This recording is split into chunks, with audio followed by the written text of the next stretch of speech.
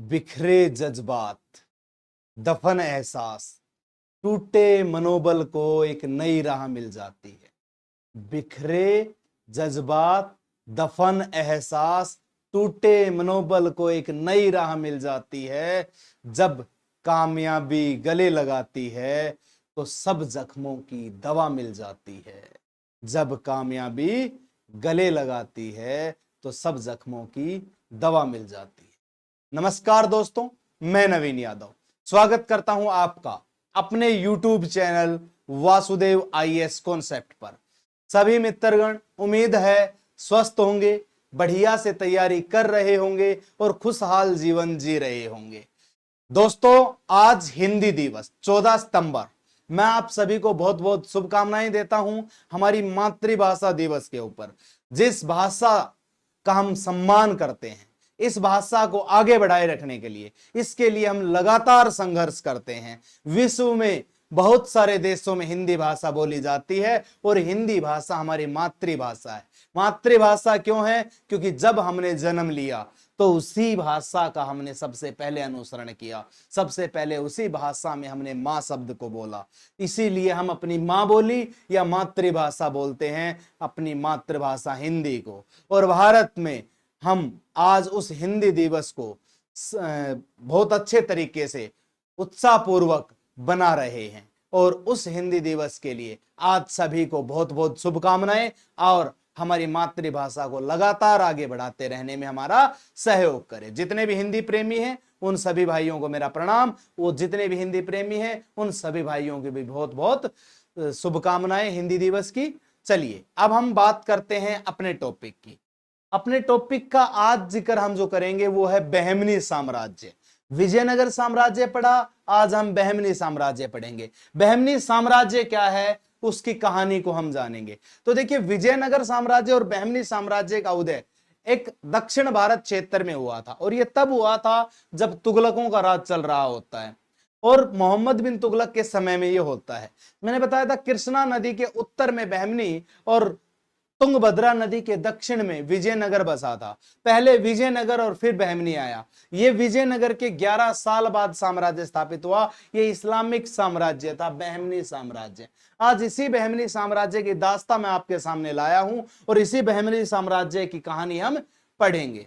तो आइए हम बात करते हैं बहमनी साम्राज्य के बारे में। उससे पहले आप जानते हो कि हम अपने बैच मिशन इंद्रप्रस्थ के तहत लगातार आगे बढ़ रहे हैं और अपने बैच मिशन इंद्रप्रस्थ के तहत इन चीजों को सीख रहे हैं। मेरे प्यारे मित्रगणों, आगे बढ़ने से पहले जैसे कि मैं हर क्लास में आपको अवगत करवाता हूं कि आप हमारे चैनल वासुदेव आईएएस कॉन्सेप्ट को सब्सक्राइब कर लें और ज्यादा से ज्यादा लोगों तक शेयर करें और क्लास को ज्यादा से ज्यादा लाइक और कमेंट करके बताया करें कि कैसी क्लासेस रही हैं, क्या नया सुधार किया जा सकता है या अच्छे से चल रहा है।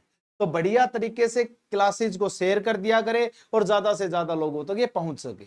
मैं आप लोगों को फिर से बता रहा हूं कि लगातार मैं ये कहता आ रहा हूं कि ये बैच हमेशा के लिए फ्री रहेगा। आगे आने वाले बैचेज भी मैं ऐसे ही लेके आऊंगा आप लोगों के लिए, क्योंकि मेरा मकसद है शिक्षा का दान करना, शिक्षा को शिक्षा की तरह सभी लोगों तक पहुंचाना और शिक्षा को वितरण करना।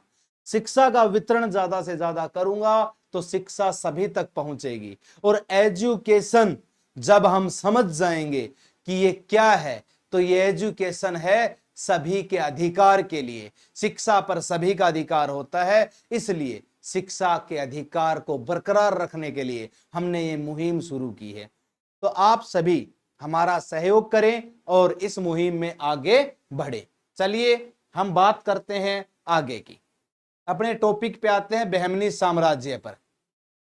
क्या है बहमनी साम्राज्य, उसका जिक्र हम करेंगे। तो आइए, बहमनी साम्राज्य की कहानी अगर मैं बताऊं आपको तो जो बहमनी साम्राज्य है वो 1347 में शुरू हुआ। कब शुरू हुआ? 1347 में और 1527 तक रहा। मतलब 1527 तक लटक पटक के पहुंच गया। वैसे 1482 के लगभग इनका सूर्यास्त होने लगा था। ठीक है, और ये जो साम्राज्य है ये कृष्णा नदी के उत्तर में यानी कि महाराष्ट्र और इधर कर्नाटका वाले क्षेत्र में फैला हुआ था। ठीक, बहमनी साम्राज्य दक्कन का एक इस्लामी राज्य था। इसकी स्थापना 3 अगस्त 1347 को एक तुर्क अफगान सूबेदार अलाउद्दीन बहमन शाह ने की थी। एक तुर्क अफगान का सूबेदार हुआ करता था, अफगान का सूबेदार था ये, और ये भारत आता है और दक्षिण में एक साम्राज्य की स्थापना करता है और उस साम्राज्य का नाम देता है अलाउद्दीन बहमन शाह, बहमनी साम्राज्य। उस बहमनी साम्राज्य का जब इसने उत्थान कर दिया, तो उस बहमनी साम्राज्य का जब इसने स्थापना कर दी, तो फिर आगे की संरचना क्या रही बहमनी साम्राज्य की? तो आगे की जो संरचना थी वो इस प्रकार से रही। बाद में इस साम्राज्य का विघटन हो गया, जिसके फलस्वरूप गोलकुंडा, बीजापुर, बिद्र, बिरार और अहमदनगर के राज्यों का उदय हुआ। इन पांचों को सम्मिलित रूप से दक्कन सल्तनत कहा जाता था। जब ये राज्य बना और एक समय पे इसका विघटन हो गया, तो 5 स्वतंत्र राज्य निकल करके आए। वो 5 स्वतंत्र राज्य गोलकुंडा, बीजापुर, बिदर, बिरार और अहमदनगर थे, और इन पांचों को मिला के दक्षिण सल्तनत का नाम दिया गया है। दक्षिण सल्तनत, दिल्ली में 5 वंश दिल्ली सल्तनत, दक्षिण में 5 वंश दक्कन सल्तनत, पूछ लिया जाएगा दक्कन सल्तनत। तो इन पांचों का नाम याद रखना है। आगे चल के इनके संस्थापक और इन वंशों का भी नाम मैं बताऊंगा आपको। आगे चल के संस्थापक और वंशों का नाम भी मैं बता रहा हूं, ठीक है। अब हम सबसे पहले शुरुआत करेंगे किसकी? बहमनी साम्राज्य के संस्थापक अलाउद्दीन बहमन शाह की। कौन था ये अलाउद्दीन बहमन शाह? तो देखिए, अलाउद्दीन बहमन शाह जो था वो 1347 में गद्दी पे बैठता है और 1358 तक राज करके जाता है। लगभग 11 साल ये राज करके गया। इसने राजवंश की स्थापना करी थी 1347 में। ठीक, फिर इसका जो रियल नेम था वो अलाउद्दीन बहमन शाह नहीं था। ये इसका रियल नेम नहीं था। इसका रियल नेम क्या था? तो जफर खां। इसका रियल नेम क्या था? जफर खां। तो सर जी हसन गंगू क्या लिखा हुआ है? ये हसन गंगू इसको उपनाम दिया जाता था। जैसे भाई किसी का नाम रियल नेम संदीप होता है, घर पे उसको किसी अन्य नाम से बुलाया जाता है, तो वो उपनाम होता है। वैसे ही इसको हसन गंगू के नाम से भी जाना जाता था, जफर खां को। इसने अपनी राजधानी गुलबर्गा बनाई। क्या बनाई? गुलबर्गा। और उसी गुलबर्गा को क्या नाम दिया? एहसानाबाद। कि गुलबर्गा पे एहसान कर दिया, तो एहसानाबाद गुलबर्गा को इसने नाम दिया था। ठीक, इनकी राजभाषा क्या होती थी? तो मराठी होती थी। इनकी राजभाषा मराठी होती थी। और फिर इसकी मृत्यु कब हो गई? तो 11 फरवरी 1358 को इसकी मृत्यु हो गई। तो ये है अलाउद्दीन बहमन शाह। अलाउद्दीन बहमन शाह की आप तस्वीर देख सकते हो, बड़े ही रॉयल अंदाज में बैठा हुआ है। इसने दिल्ली सल्तनत के बीच में साम्राज्य का उदय किया था, तो अहंकार क्यों ना हो इसको। और भैया 1358 में मृत्यु को प्राप्त हो गया।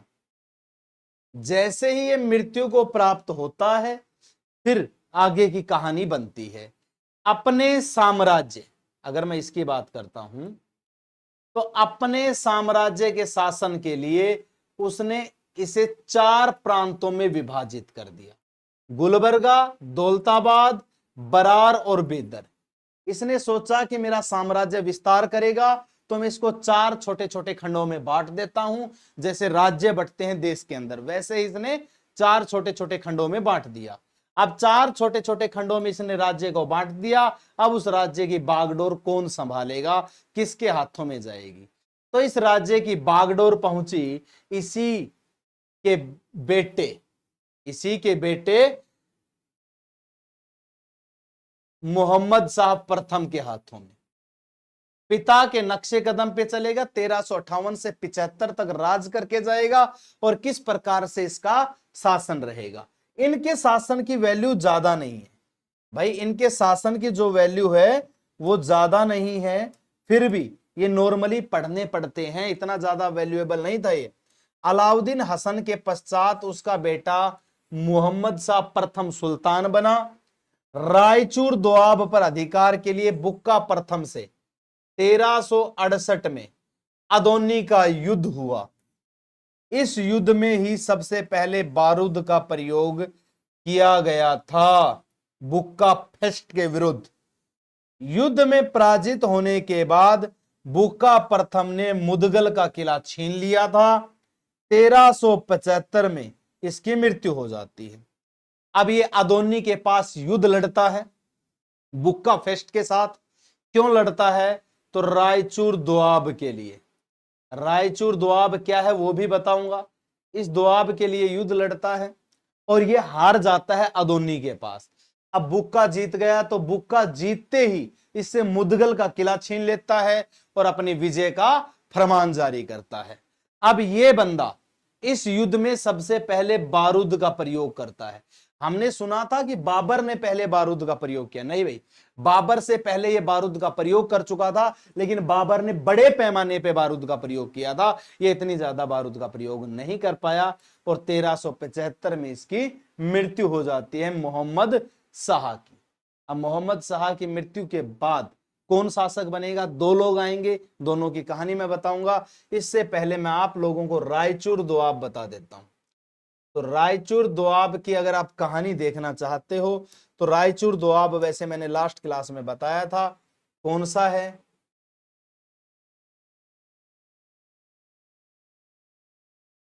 ये दक्षिण भारत का क्षेत्र है। दक्षिण भारत का क्षेत्र है। इस एरिया से कृष्णा नदी प्रवाह करती है और इधर से कृष्णा में एक नदी मिलती है जो है तुंगभद्रा। ये बीच का क्षेत्र देख रहे हो, ये मैं अलग पेन से लिख देता हूं। ये जो बीच का क्षेत्र देख रहे हो जो मैंने ब्लैक कलर में डिनोट किया है, यही दोनों नदियों के बीच का क्षेत्र रायचूर दोआब कहलाया है। क्या कहलाया है? रायचूर दोआब। यही दोनों नदियों के बीच का क्षेत्र रायचूर दोआब है, तुंगभद्रा और कृष्णा के बीच का क्षेत्र। और इसी रायचूर दोआब पर इनका झगड़ा हो रहा था। इसी रायचूर दोआब पर ये अपनी लड़ाई लड़ रहे थे। उसके बाद जब इसकी मृत्यु होती है तो इसकी मृत्यु के पश्चात दो शासक आते हैं। इसकी मृत्यु के पश्चात कितने शासक आते हैं? दो शासक आते हैं। दोनों का अस्तित्व क्या रहा वो हम देख लेते हैं। पहला आया अलाउद्दीन मुजाहिद शाह और दूसरा आया दाऊद प्रथम। अब अलाउद्दीन जो मुजाहिद शाह था वो 3 साल राज करके गया और दाऊद प्रथम 1378 तक ही रहा। देखिए, मोहम्मद शाह की मृत्यु के बाद उसका पुत्र मुजाहिद शाह शासक बना। उसने विजयनगर पर 2 बार आक्रमण किया परंतु उल्लेखनीय सफलता नहीं मिली। इसको कोई सफलता नहीं मिली। उसने मध्य एशिया से आने वाले विदेशी अमीरों की उच्च पदों पर नियुक्ति करने की नीति अपनाकर अपने अमीरों को रुष्ट कर दिया। ये मध्य एशिया से आ रहे अमीरों को उच्च पद दे रहा था लेकिन हमारे यहां के अमीरों को नहीं दे रहा था। तो हमारे अमीर इससे नाराज हो गए और नाराज होकर के क्या किया? परिणाम स्वरूप निकला कि उन्हें षड्यंत्र रचाकर 1378 में उसकी हत्या कर दी गई। अब हमारे अमीर नाराज हो गए तो हमारे अमीर नाराज होने के बाद इनको मार देता है, इनको, इस शासक मुजाहिद को, क्योंकि हमारे अमीर ने कहा कि हमारी वैल्यू नहीं रख रहा, बताओ दूसरों को उच्च पद दे रहे हैं, हमारी कोई वैल्यू नहीं, हम देश में ऐसे रह रहे हैं, टैक्स वैक्स हम दे रहे हैं, बाहर से आ रहे लोगों की वैल्यू रख रहा है। इसलिए इसने क्या कर दिया? उनको मार दिया। जैसे मुजाहिद मरता है तो मुजाहिद का चचेरा भाई दाऊद, ये वाला दाऊद नहीं, अभी सोच लो, दाऊद सुल्तान बना दिया गया। अब यह भी अधिक दिनों तक सिंहासन का सुख नहीं उठा सका।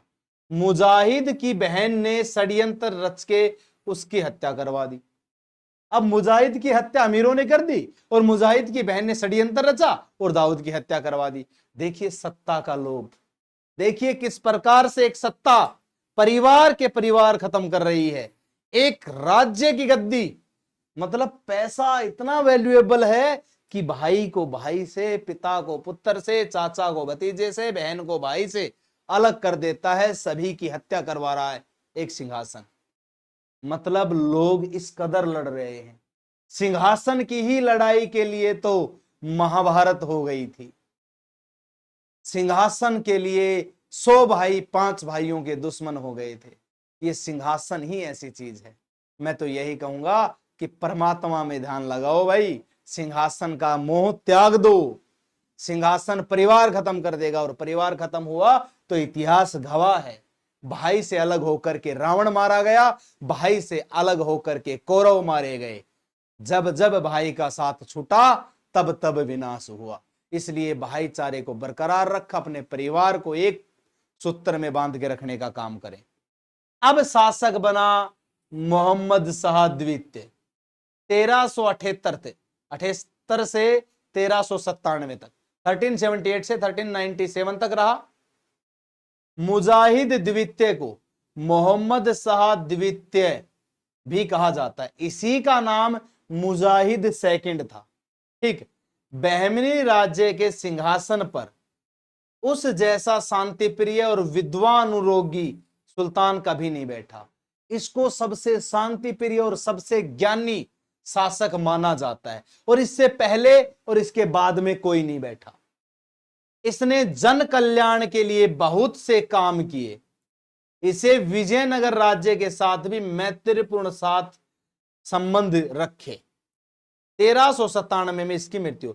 इसने इतनी शांति रखी कि ये विजयनगर साम्राज्य के साथ भी मित्रता का भाव रख रहा था, और 1397 में इसकी डेथ हो जाती है। जैसे ही इसकी डेथ होती है तो कहानी क्या बनती है। इसकी डेथ के बाद शासक बना ताजुद्दीन फिरोज। जी हां, वही ताजुद्दीन फिरोज जो विजयनगर साम्राज्य के शासकों को हरा देगा और उसकी बहन से विवाह करेगा। ठीक, ये देखिए, ताजुद्दीन फिरोज 1397 से 1422, 1397 से 1422 तक राज करके जाएगा। यह बहमनी, अब ध्यान से सुनना इसको, यह बहमनी वंश के सर्वाधिक विद्वान सुल्तानों में से था। विभिन्न भाषाओं का ज्ञानी था, बहुत सारी भाषाएं इसको आती थी। और कौन कौन सी भाषाएं आती थी, तो फारसी पढ़ लेता था, अरबी पढ़ लेता था, तुर्की के अतिरिक्त तेलुगु, कन्नड़, मराठी, इन सभी भाषाओं का ज्ञान रखता था। लगभग 6 से 7 भाषाओं का ज्ञान इसे था। 6 भाषाओं का ज्ञान, 7 भाषाओं का ज्ञान इंसान को हो जाता है तो फिर वो बहुत महान हो जाता है। इतनी भाषाओं का ज्ञान था। भीमा नदी के तट पर फिरोजाबाद की स्थापना करी। इसने कौन सा नगर बसाया, फिरोजाबाद। किस नदी पर, भीमा नदी के तट पर। फिरोज खगोलिक को प्रोत्साहन देता था, और इसने दौलताबाद के पास एक वेधशाला बनवाई। ये खगोलिकी को बहुत ज्यादा मानता था और खगोलिकी को प्रोत्साहन करता था, प्रमोट करता था, और उसको स्पॉन्सर किया इसने, और वहां पर एक वेधशाला बनवाई। और उस वेधशाला का निर्माण इसने बहुत सोच समझ के करवाया ताकि लोगों का भला हो सके। बहुत विद्वान था ये। इसके बाद इसकी मृत्यु हो जाती है। ठीक, और ये जब तक रहा इसने विजयनगर साम्राज्य के शासकों को जीतने नहीं दिया था, ऐसा कहा जाता है। ठीक, इसने बुक्का द्वितीय की बहन से विवाह किया था, उसको हराकर। सियाबुद्दीन अहमद शाह प्रथम फिर शासक बना। सियाबुद्दीन अहमद शाह 1422 से 1436 तक, 1422 से 1436 तक ये रहा। सियाबुद्दीन अहमद प्रथम ने अपनी राजधानी गुलबर्गा से हटाकर बिद्दर स्थापित की। इसने अपनी राजधानी बदल ली, गुलबर्गा से बिद्दर कर ली। इसने बिद्दर का नया नाम मोहम्मदाबाद रखा। इसने बिद्दर का नाम बदल करके मोहम्मदाबाद कर दिया। सियाबुद्दीन अहमद को अपने अहमद शाह वाली या संत अहमद नाम से जाना जाता था। इसका शासन धर्म एवं न्यायप्रिय था। ये बहुत ही धार्मिक और न्यायप्रिय शासक था, और इसको लोग संत भाव से देखते थे, तो इसे संत अहमद नाम से भी जाना जाता है। संत अहमद कहा जाता है, लेकिन इसका प्रभाव तो इतना ज्यादा नहीं रहा। फिर उसके बाद 4 शासक और आए, और वो 4 शासक कौन से रहे? अहमद शाह द्वितीय 36 से 58 तक रहा, अलाउद्दीन हुमायूं 58 से 61 तक रहा, निजामुद्दीन अहमद 61 से 63 तक रहा, और मोहम्मद तृतीय 63 से 82 तक रहा। इन 3 व्यक्तियों का इतना राजस्व नहीं रहा, ये इतने प्रभुत्व में नहीं रहे। मोहम्मद तृतीय की अगर मैं बात करता हूं तो राज्यारोहण के समय मोहम्मद तृतीय केवल 9 वर्ष का था। ये 9 साल का था जब मोहम्मद तृतीय राजा बना। ठीक, मोहम्मद थर्ड, इसके शासनकाल में ख्वाजा जहां की उपाधि से मोहम्मद गवा को प्रधानमंत्री नियुक्त किया गया। एक मोहम्मद गवा था, ईरानी बिजनेसमैन था, ईरानी व्यापार था। इसके शासनकाल में जब ये 9 वर्ष का था तो उसे प्रधानमंत्री बना दिया गया, और ये मोहम्मद गवा इसके साम्राज्य का विस्तार करेगा। किस प्रकार से करेगा, क्या चीज करेगा, वो हम देखते हैं। लेकिन इस मोहम्मद गवा को मरवा दिया जाता है इसी के द्वारा, जिसने इसके साम्राज्य का विस्तार किया उसी को मरवा दिया इसने। तो देखिए, मोहम्मद गवा ने बहमनी साम्राज्य का विस्तार किया। इसने विजयनगर के शासक विरूपाक्ष द्वितीय को पराजित करके गोवा और दभोल भी छीन लिया। इसी ने विरूपाक्ष सेकंड को हराया था और गोवा और दभोल वहां से ले लिया था, छीन लिया था। महमूद गवा ने बिद्दर में एक महाविद्यालय मदरसा की स्थापना कराई। इसमें 1000 अध्यापक और विद्यार्थी रह सकते थे। इस महमूद गवा ने एक मदरसा बनवाया और बिद्दर में बनवाया, और जिसमें 1000 अध्यापक और विद्यार्थी रह सकते थे। ठीक है, 1482 में मोहम्मद तृतीय ने महमूद गवा को मृत्युदंड दे दिया। अब देखिए, 1482 में इसने मृत्युदंड दे दिया। जिसने इसके राज्य का विस्तार किया उसे ही मृत्युदंड दे दिया। अब मृत्युदंड देने के बाद 1482 से ही इनका पतन होना शुरू हो जाता है। 1482 में 1527 तक तो ये लटक लटक के चले गए, लेकिन 1482 में ही इनका पतन होना शुरू हो जाता है। इतना ज्यादा प्रभुत्व इनका नहीं रहा, ये कम प्रभुत्व में रहे।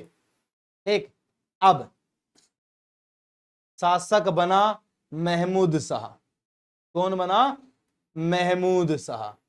1482 से 1518 तक राज करके जाएगा। महमूद तृतीय के बाद अगला शासक अल्पसंख्यक पुत्र महमूद शाह। यह अल्पसंख्यक का बेटा था। महमूद शाह के पास वास्तविक शक्तियां उसके प्रधानमंत्री कासिम बराद और उसके पुत्र अमीर उल बरीद के पास थी। इसके पास तो शक्तियां भी नहीं थी। इसके सेनापति या इसके प्रधानमंत्री कासिम बरीद और उसके पुत्र अमीर उल बरीद के पास थी। जिस राजा के पास शक्तियां ही ना हो वो राजा कैसा? राजा तो फिर उसके प्रधानमंत्री होंगे। और जैसे ही इसका शासनकाल समाप्त होता है तो दक्षिण में 5 नए राजवंश उभर करके आते हैं। 5 नए राजवंश। पहला बरार में, पहला कहां आया? बरार में आया। बरार में कौन सा राजवंश? इमाद शाही वंश। कौन सा आया? इमाद शाही वंश। संस्थापक फतेउल्लाह इमाद। फतेउल्लाह इमाद ने इसकी स्थापना की। बरार के अंदर इमाद शाही वंश की। बीजापुर में आया आदिल शाही वंश। यूसुफ आदिल खान ने स्थापना की। अहमदनगर में अगर बात करूं तो निजाम शाही वंश आया। मलिक अहमद ने इसकी स्थापना की। गोलकुंडा में कुतुब शाही वंश आया। कुली कुतुब शाह ने इसकी स्थापना की। बिद्दर में बरीद शाही वंश आया। अमीर अली बरीद ने इसकी स्थापना की। 5 राजवंश नए उभर करके आए और इन्हीं 5 राजवंशों को दक्कन सल्तनत के नाम से जाना जाता है। और इन 5 राजवंशों का इतना प्रभुत्व नहीं रहा, बस इनके नाम जानने रहते हैं और इनका नाम याद रखना रहता है। फिर उसके बाद बहमनी साम्राज्य की प्रशासन व्यवस्था, इसका एडमिनिस्ट्रेशन क्या रहा। प्रशासन व्यवस्था की अगर मैं बात करता हूं तो भैया इसने एक पद नियुक्त कर रखा था, वकील सल्तनत, जो दिल्ली के मलिक नायाब के बराबर था। दिल्ली में एक पद होता था मलिक नायाब, दिल्ली सल्तनत में, उसके बराबर का पद इसने वकील सल्तनत बनाया। वकील ए कुल, सभी मंत्रियों के कार्यों का निरीक्षण करने वाला एक प्रधानमंत्री बनाया वकील ए कुल के नाम से। अमीर ए जुमला, विभाग का अध्यक्ष, वित्त विभाग का अध्यक्ष था, आर्थिक विभाग देखता था, अमीर ए जुमला। वजीर ए अशरफ, विदेश नीति एवं दरबार संबंधी कार्यों का विश्लेषण करता था, विदेश नीति देखता था और दरबार संबंधी कार्य भी ये देखता था। ठीक, उसके बाद ये बंदा एक पेशवा पोस्ट बनाता है। पेशवा वैसे मराठाओं में बहुत प्रचलित रही, अगली क्लास से हम मराठा ही पढ़ेंगे। वकील सल्तनत का सहायक था। ठीक, पेशवा क्या था, जो दिल्ली के मलिक नायब के बराबर की पोस्ट थी वकील सल्तनत, उसका असिस्टेंट था। कोतवाल, नगर का मुख्य पुलिस अधिकारी, इसने पुलिस टाइम भी रखा भाई, पुलिस भी रखी अपने टाइम पे। सदरे जहां, न्याय विभाग, धर्म तथा दान विभाग का अध्यक्ष। धर्म और न्याय विभाग का अध्यक्ष कौन था? सदरे जहां था। कौन था? सदर ए जहां। सुल्तान के महल तथा दरबार की सुरक्षा के लिए विशेष अंगरक्षक यानी कि बॉडीगार्ड रखे सैनिक दल था। इस सैनिक दल को साख ए खेल कहा जाता था। क्या कहा जाता था? साख ए खेल। इसके जो अंगरक्षक थे उनको साख ए खेल कहा जाता था। यह 4 भागों में विभाजित थे, जिसके मुख्य अधिकारी सर ए नौबत कहलाते थे। जो साख ए दल था वो 4 पार्टों में बटा हुआ था। अब साख ए दल 4 पार्टों में बटा हुआ था, तो साख ए दल के मुख्य अधिकारी हेड जो थे वो सर ए नौबत होता था। क्या होता था? सर ए नौबत होता था। तो ये कहानी थी भाई बहमनी साम्राज्य की, और इसी कहानी के साथ बहमनी साम्राज्य हम समाप्त करते हैं। बहमनी साम्राज्य को हम समाप्त कर दिया। अब बहमनी साम्राज्य की कहानी जो थी हमने जानी, इसके प्रशासन व्यवस्था तक हमने पढ़ी। सभी मित्रगण, अंत में मैं यही अनुरोध करूंगा कि आप क्लास को ज्यादा से ज्यादा शेयर करना, लाइक करना, सब्सक्राइब करना।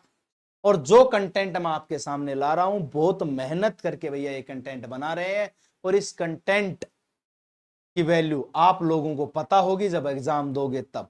इस कंटेंट के लिए इतनी मेहनत कर रहे हैं ताकि आप लोगों को अच्छा और बेहतरीन कंटेंट दे सकें, ताकि आप लोग परीक्षा में बैठो तो कोई भी पेपर के अंदर जो क्वेश्चन है वो आपसे छूटे नहीं। बस आप लोगों से एक ही अनुरोध करता हूं, कंटेंट की आप टेंशन मत लो। मैं कहीं से भी खोज के लाओ, किसी भी किताब से पढ़ो, चाहे कहीं से भी निकाल के लाओ कंटेंट, मैं आप लोगों तक बेहतर और अच्छा कंटेंट पहुंचाने का काम करूंगा। लेकिन आप इस वीडियो को शेयर, लाइक और सब्सक्राइब करवाएं चैनल को ज्यादा से ज्यादा, और कमेंट करके बताया करें यार। आप लोग डाउट ही नहीं पूछते। मानता हूं कि पढ़ने के बाद शायद डाउट नहीं रहते होंगे, समझ में आ जाता होगा, बट फिर भी डाउट खोज के लाया करो, और ज्यादा से ज्यादा शेयर सब्सक्राइब करवाया करो। भूलो मत, अपने फैमिली से, अपने यार दोस्तों से, जितने भी तैयारी करने वाले हैं सभी से करवाओ, ताकि हर बच्चे को सीखने का मौका मिले। हमारी ये मुहिम इतनी आगे तक जा सके ताकि लोग समझ सकें कि भैया शिक्षा पर सबका अधिकार है। शिक्षा शिक्षा है, व्यापार नहीं। भगवान श्री कृष्ण कहते भी हैं कि गुरु वो होता है जो शिक्षा का दान दे, व्यापार नहीं। भैया मैं उन्हीं की पद्धति पर चलते हुए शिक्षा का दान कर रहा हूं, व्यापार नहीं कर रहा। जो मुझे आता है वो मैं आप लोगों के सामने पेशकश कर रहा हूं। किसी व्यापार के लिए मैं आप लोगों के सामने नहीं आया हूं। मैं सिर्फ आपसे इतना चाहता हूं कि आप ज्यादा से ज्यादा लोगों तक पहुंचा दो, बस, ताकि हर बच्चे को सीखने का मौका मिल सके। आज के लिए इतना ही रहेगा, और इसी के साथ हम अपनी मातृभाषा हिंदी को प्रणाम कर और उसी के दिवस के उत्साह की बधाई में फिर से आपको देना चाहता हूं, और अपनी वाणी को विराम देते हैं। जय हिंद, जय भारत, थैंक यू।